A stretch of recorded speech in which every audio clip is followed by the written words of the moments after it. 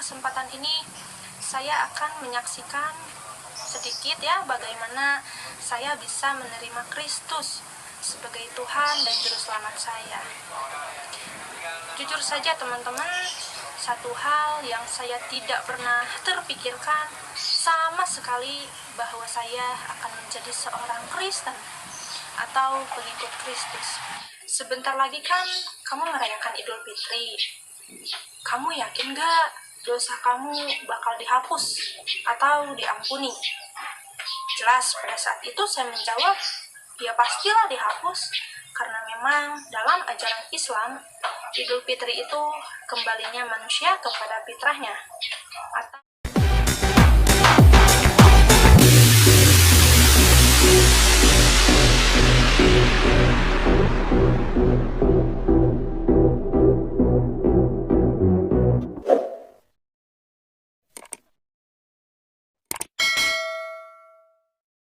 Salam teman-teman sekalian, berjumpa kembali dengan saya Arif Gule di channel TV Laskar Kristus ini. Ini channelnya kita bersama. Jangan lupa dukung dengan cara subscribe, like, dan komen, serta share video-video daripada channel ini. Pada kesempatan kali ini teman-teman sekalian, kita akan mendengarkan suatu kesaksian yang hebat dari muslimah cantik ya, yang baru-baru ini juga meninggalkan Islam ya. Padahal ini sudah menjelang Idul Fitri, dan ini sangat menarik di mana dia meninggalkan Islam itu hanya karena berargumen kepada salah satu temannya yang Kristen bahwa ya apakah yakin ya dosamu dihapuskan ketika kamu menjalankan Idul Fitri ataupun mengikuti aturan agama gitu ya. Karena dalam kekristenan bukanlah agama yang menyelamatkan kita, tetapi iman kepada Tuhan Yesus Kristus. Karena tidak ada satupun manusia yang benar, tidak ada satu manusia pun yang suci, maka setiap hari kita akan terus berbuat dosa, dan salah satu yang bisa menyelesaikan dosa adalah iman kepada Tuhan Yesus Kristus. Mari teman-teman, kita langsung saja melihat videonya yang ada berikut ini. pada kesempatan ini saya akan menyaksikan sedikit ya bagaimana saya bisa menerima Kristus sebagai Tuhan dan Juru Selamat saya. Jujur saja teman-teman, satu hal yang saya tidak pernah terpikirkan sama sekali bahwa saya akan menjadi seorang Kristen atau pengikut Kristus. Mengingat saya lahir dan dibesarkan dari keluarga Muslim, tentunya dari kecil saya belajar sholat dan mengaji hingga remaja. Kok bisa sih? Nah, awalnya sih saya sering ngobrol tentang banyak hal dengan seorang teman yang saat itu baru saya kenal. Entah dalam obrolan apa saat itu, saya lupa lagi. Tapi yang saya ingat, teman saya ini bilang gini, "Meta, sebentar lagi kan kamu merayakan Idul Fitri. Kamu yakin gak dosa kamu bakal dihapus atau diampuni?" Jelas pada saat itu saya menjawab, ya pastilah dihapus, karena memang dalam ajaran Islam, Idul Fitri itu kembalinya manusia kepada fitrahnya atau kesuciannya. Teman-teman, teman saya ini malah bilang gini, itu tuh nggak bakalan, Meta.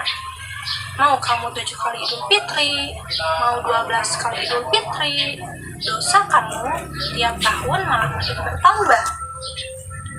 Jadi nggak ada tuh istilah manusia kembali kepada kesucian. Saya kan agak tersinggung tuh. Saya balik tanya, emang kalau di Kristen itu gimana? Teman saya jawab gini, yang namanya manusia itu nggak ada yang suci. Selama hidup di dunia itu nggak ada. Dosa itu terlalu banyak, malah makin tambah banyak. Nah itu kata teman saya. Jadi nggak ada satupun cara untuk menghapus dosa seseorang sampai menjadi suci, itu nggak ada. Saat itu saya bertanya, lantas gimana dosa bisa diampuni? Waktu itu teman saya cuma bilang gini, kamu pernah lihat gak gambar Yesus disalib? Nah, saya jawab pernah. Terus, kamu tahu gak kalau Yesus itu sebenarnya siapa? kenapa dia disalib dan untuk apa dia disalib. Coba deh kamu kenali Isa Al-Masih dalam Al-Quranmu. Jadi teman-teman, dari obrolan dan pertanyaan sederhana itulah yang akhirnya membuat saya berpikir keras dengan rasa penasaran juga, terutama pada saat teman saya menyuruh saya untuk mengenali Isa Al-Masih. Siapa sih Isa Al-Masih? Teman-teman, dari situlah saya mendalami Al-Quran secara pribadi. Kalau saya pikir, agak aneh juga sih. Kenapa bukan Injil ya? Kenapa malah Al-Quran yang saya pelajari? Waktu itu, saya belum sadar bahwa sebenarnya saat itu Roh Kudus sedang bekerja di dalam diri saya. Dan ternyata benar teman-teman, ada begitu banyak ayat-ayat tentang kebenaran Isa atau Yesus di Al-Quran yang membuat saya jadi makin tambah penasaran. Di sini saya tidak akan membahas semua ayat ya teman-teman, karena kalau dibahas itu bisa seharian. Tapi hanya beberapa ayat saja yang akhirnya membuat saya berpaling atau berbalik mengikuti Isa Al-Masih atau Yesus Kristus. Dalam Quran surat Az-Zukhruf ayat yang ke-61 dikatakan wa innahu la'imu lisya'ati falatam taruna biha wa tabi'uniha jasyuratul mustaqim, yang artinya dan sesungguhnya Isa itu benar memberikan pengetahuan tentang hari kiamat. Karena itu janganlah kamu ragu akan kiamat itu dan ikutilah aku, inilah jalan yang lurus. Nah teman-teman, kalimat yang membuat saya takjub dan luar biasa itu ada pada kalimat yang pertama, Isa itu benar. Yang kedua, janganlah kamu ragu. Yang ketiga, ikutilah aku. Yang keempat, inilah jalan yang lurus. Saat itu saya berpikir, ngapain saya harus ragu ya? Apa ada yang salah jika saya mengikuti ucapan Isa Al-Masih tersebut? Tentu tidak teman-teman, karena kalimat ikutilah aku itu berlaku bagi semua orang. Nah apalagi dalam Quran surat Maryam ayat yang ke-34 dikatakan Zalika Isa bin Maryam qalal haqqil ladzi bihi yamtarun. Itulah Isa putra Maryam yang mengatakan perkataan yang benar. Wow, jadi di ayat ini dikatakan bahwa perkataan Isa itu benar. Nah teman-teman, kalau seorang perkataannya itu benar, otomatis nggak ada yang salah ya. Wow, teman-teman sekalian, luar biasa ya.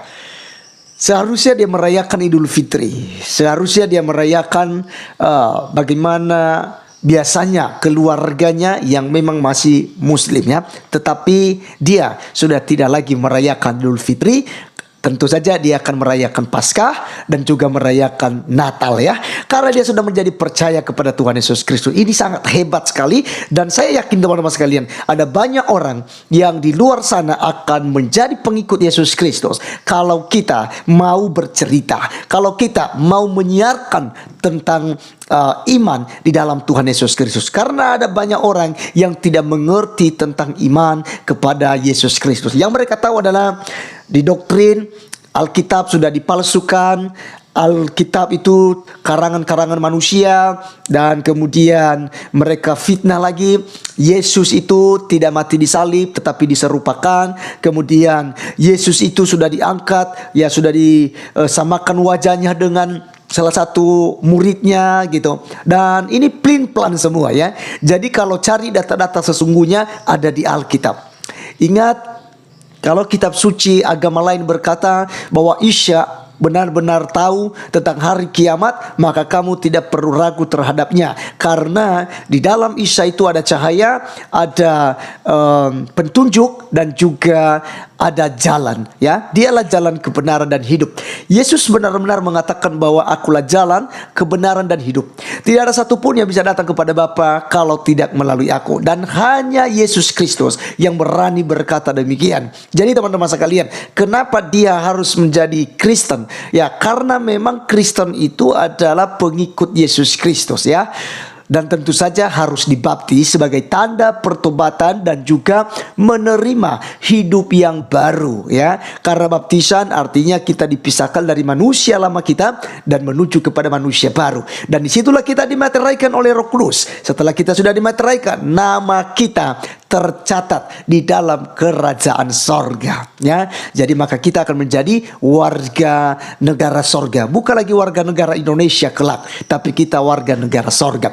Maka teman-teman sekalian, kita bersyukur. Mari tetap kabarkan Injil, mari kita tetap sebarkan ya kabar baik ini, supaya banyak orang yang menjadi percaya kepada Tuhan dan memilih Yesus Kristus sebagai junjungan ilahinya, satu-satunya jalan, satu-satunya Tuhan dalam hidupnya. Maka dia tidak akan binasa, seperti yang dikatakan oleh Yohanes 3 ayat 16, ya. Karena begitu besar kasih Allah ke dunia ini, sehingga ia telah mengaruniakan anaknya yang tunggal, supaya setiap orang yang percaya kepadanya tidak binasa, melainkan beroleh hidup yang kekal. Terima kasih teman-teman sekalian, sekian video kali ini. Sampai ketemu di video saya selanjutnya. Tuhan Yesus memberkati kita.